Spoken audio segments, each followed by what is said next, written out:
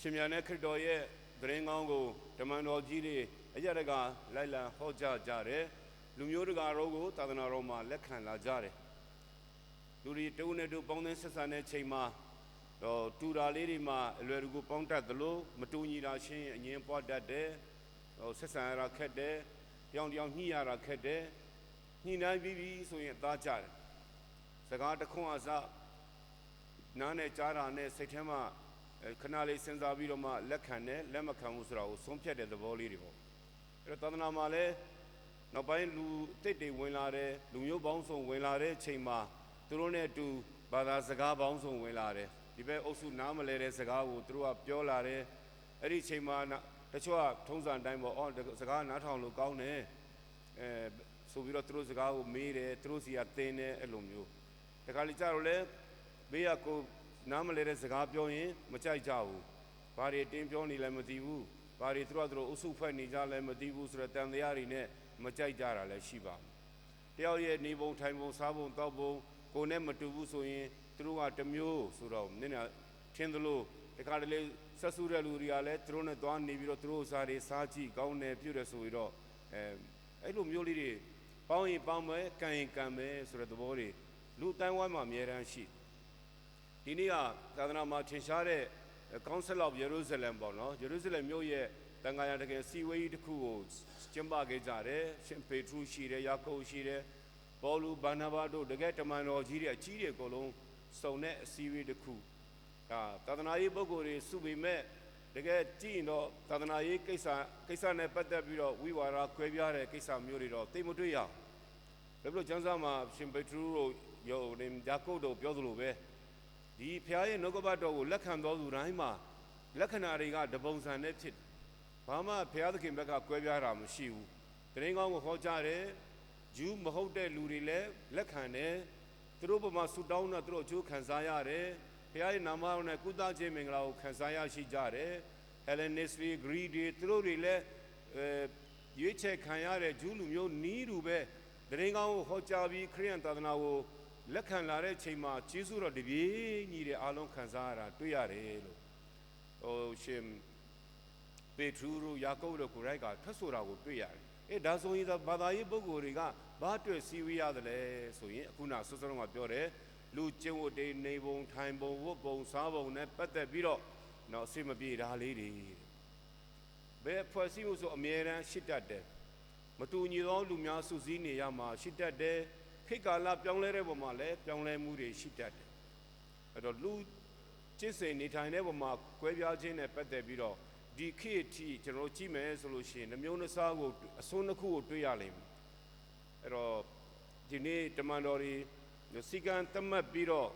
အကြီးအကျယ်ချင်းကျက်စေတဲ့စီကံတွေမရှိသင့်ပါဘူးသူတို့တွေလည်းတက်သာသူ့ဘာသာသူ့ယဉ်ကျေးမှုအဝတ်အစားပညာသူ့နေပါစေသူ့စားတော့သူ့စားပါစေဆိုတော့ချော့ပေါ့ပြီးတော့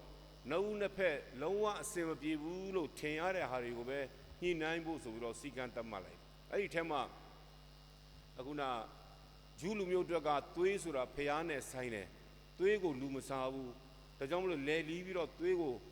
တတ်တုံပြီးမှအသားကိုသာစားကြတာဒီခေတ်မှာဒီအစ္စလမ်ဘာသာမှာတွေ့နိုင်သေးတယ်အမျိုးတွေဟာလဲဆိုတော့လောက်ကြတာဟာလဲမလို့ရင်မစားရဘူးဆိုတာဂျူးတွေစီကယူလာတဲ့အစင်လာပါပဲအဲ့တော့ဒါကိုသွားပြီးတော့တခါဂျူးမဟုတ်တဲ့လူတွေက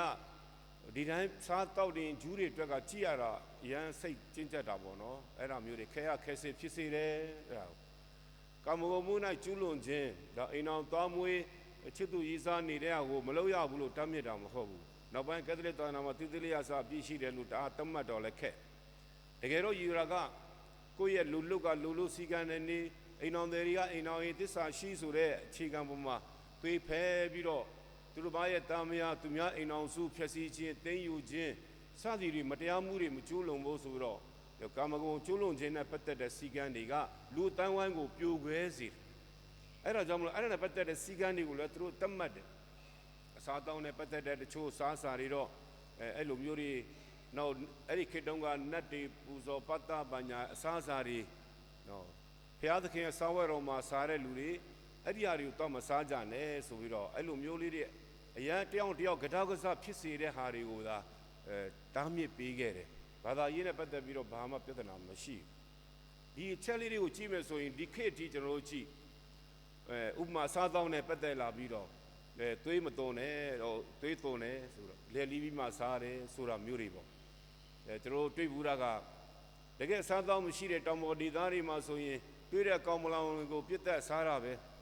ထောင်ပြီးတော့လယ်လီပြီးတော့သွေးပါစားပြတယ်အကုန်လုံးစားကြတာပဲဒါအဲ့တော့ကိုသွားကြည့်ပြီးတော့ဒီလူတွေကမကောင်းဘူးဆိုတော့သူ့ကဲရမလားပြစ်တင်မလားသူ့ရဲ့ဒေသသူ့ဒလေးသူ့ထုံးစံနဲ့သူစားတောက်တဲ့ပုံစံဖြစ်တယ်အဲ့တော့တစ်ဖက်ကကြည့်မယ်ဆိုလို့ရှိရင်ရန်ပြင်းထန်တဲ့မြို့ကြီးပြကြီးမှာခါလည်းမလို့ရင်မစားဘူးဆိုတာလည်းတစ်ဖက်ရှိတယ်ဟိုဘက်ကဘာမှနားမလို့သူအကုန်တီးပြစ်တာပဲဒါနဲ့ပဲတူနဲ့တူလူတွေကသွားပြီးတော့ထိတ်တိုက်ကြီးတွေ့နေမလားဆိုတော့မဖြစ်သင့်ဘူး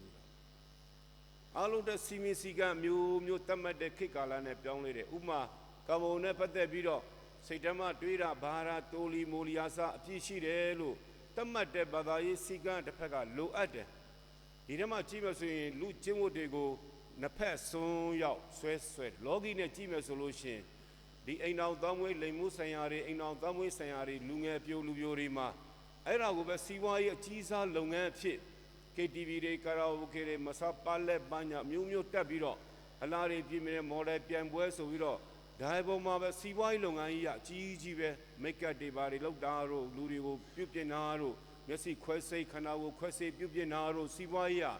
ကဘာမှအကြီးဆုံးစီးပွားရေးထဲမှာတစ်ခုပါတယ်ဒါတွေပြီးရင်ပါလာတယ်လူတွေလှပနေဖို့ထက်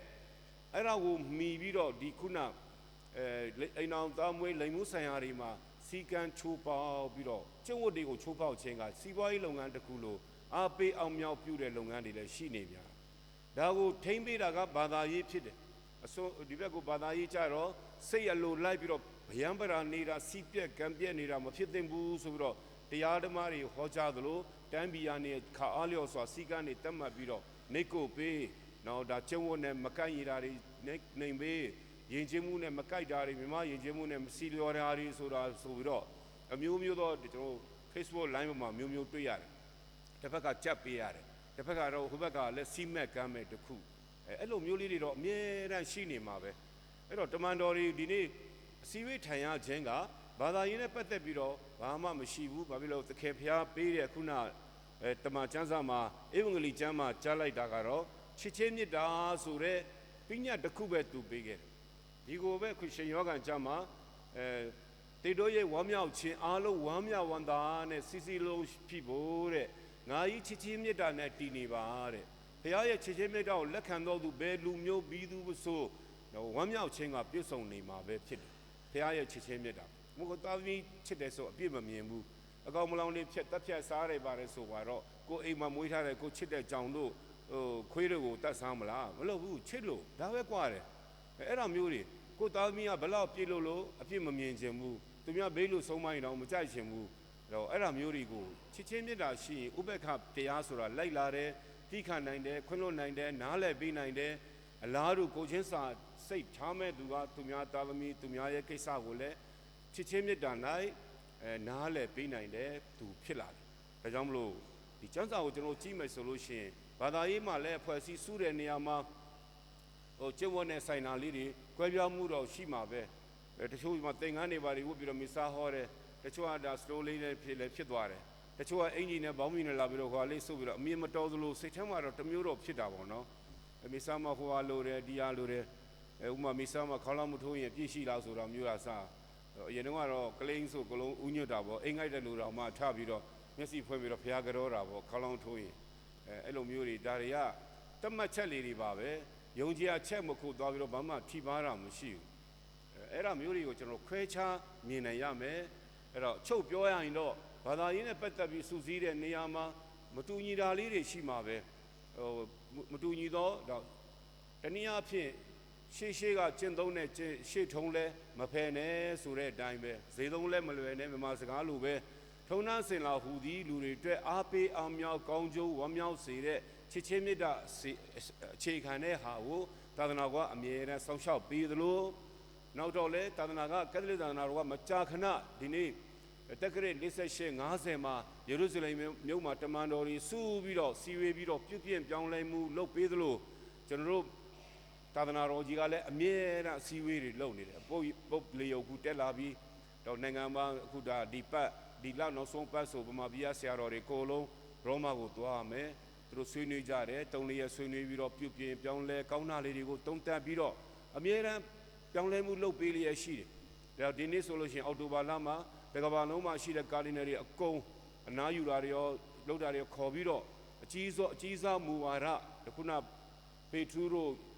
ယာကုပ်တို့စုသလိုရောမမှာအောက်တိုဘာလမှာအကုန်လုံးကာလီနယ်အကုန်စုပြီးတော့သာသနာတော်ရဲ့ပြုပြင်မှုပြောင်းလဲမှုဒါလေးတွေကိုအမြဲတမ်း update လုပ်တဲ့ပြုပြင်ပြောင်းလဲမှုလုပ်ပေးလျက်ရှိသလိုဘာသာသူတွေဘက်ကလည်းလက်လျောညီတွေချစ်ချင်းမြတ်တာအခြေခံထားပြီးတော့ဖြစ်ပေါ်လာတဲ့ပြောင်းလဲမှုတွေကိုလက်လျောညီတွေပြောင်းလဲနိုင်စွမ်းရှိရမယ်အသေးရက်ပြီးတော့ဟိုးကြောက်ခက်ကမကြံခဲ့စေရဘူးဟိုမှာ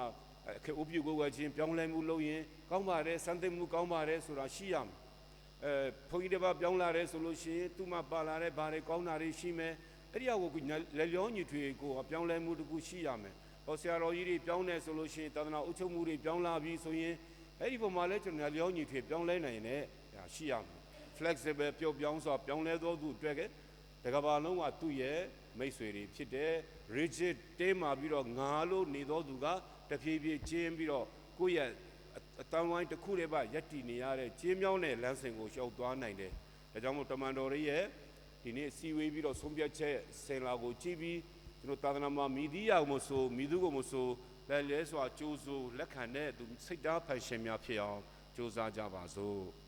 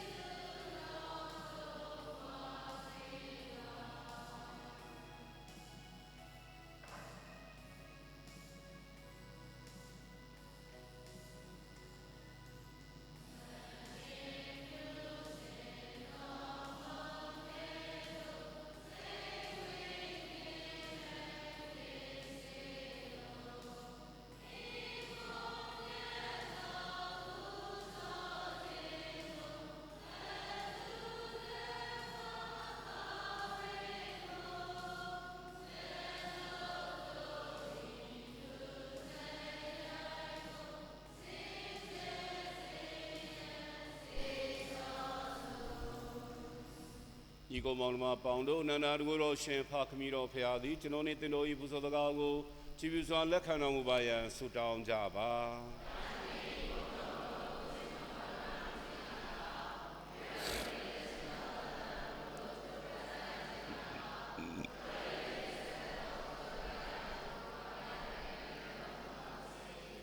အိုဖျားသခင်တပည့်တော်တို့သည်ကိုတော်ရှင်ကရုဏာတော်ကြောင့်တန်ရှင်းစင်ကြယ်ကြ၍ကိုရောမဟာချစ်ချင်းမြတ်တော်ဤနည်းနည်းရများနှင့်အညီ